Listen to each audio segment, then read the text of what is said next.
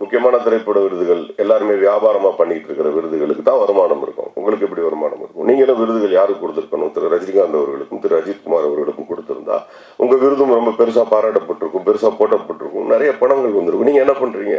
போர்த்தொழில் director கொடுக்குறீங்க, Ayodhya director கொடுக்குறீங்க. 2 பேரும் ஏழை பசங்க, பாவம் எப்படி வருவானுங்க? அந்த வியாபார தளத்துக்குள்ளே இல்லாம உண்மையா இருக்கிற உங்க விருதுக்கு ஒரு பெரிய வேல்யூ இருக்கும் நான் நம்புறேன். ஸோ நல்லது ரொம்ப கஷ்டம் சார், பெருசா வருது. ஆனா வந்துச்சுன்னா அதை அழிக்கவே முடியாது. மூத்த இயக்குனர் எங்களுக்கெல்லாம் வழிகாட்டி அண்ணன் அவர்களை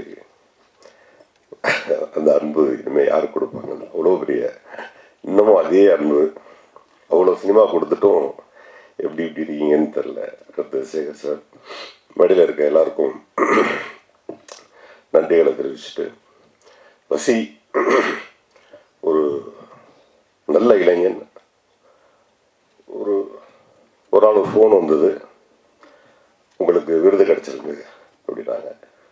கவன் படத்துக்கு சிறந்த வில்லன், மலேசியாவில் நினைக்கிறேன்.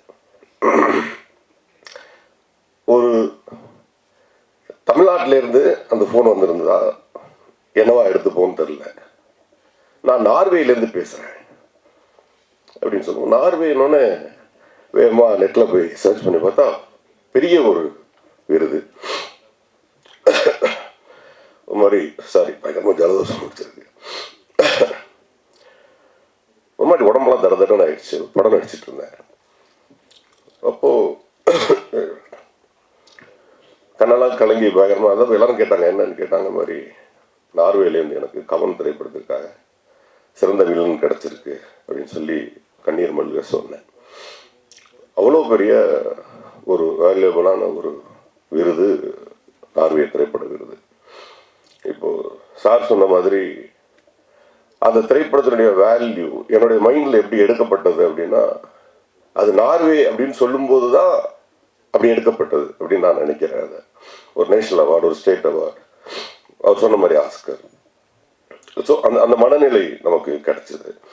அதனால் 15th இந்த அவார்டு நீங்கள் எப்படி இன்வைட் பண்ண முடியும்னு தெரில. ஆனால் 16th, 17th, 18th எல்லாம் இப்போது நம்ம போர்த்தொழில் டைரக்டர், அயோத்தி டைரக்டர்லாம் நீங்கள் அங்கேயே கூட்டிகிட்டு போனீங்கன்னா இந்த விழா இன்னும் பெருசாகும் தான் என்னுடைய மனநிலை. நீங்கள் அதுக்கு தான் இன்னும் பாடுபடணும்னு நான் நினைக்கிறேன்.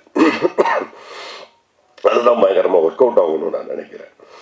ஏன்னா அந்த அவார்டை என்னால் போய் வாங்க முடியலை. அப்போ அவங்க சொன்னாங்க நீங்கள் தான் வரணும், உங்கள் செலவில் தான் வரணும்னு சொன்னாங்க. அது கஷ்டம். நம்மளும் கஷ்டப்படுறதுக்கு பெருசாக சம்பளம் வாங்கலை. அந்த சம்பளம் குடும்ப செலவுக்கே பத்தாதுங்கிறது இங்கே இருக்க டைரக்டர்ஸ்க்கெல்லாம் தெரியும்.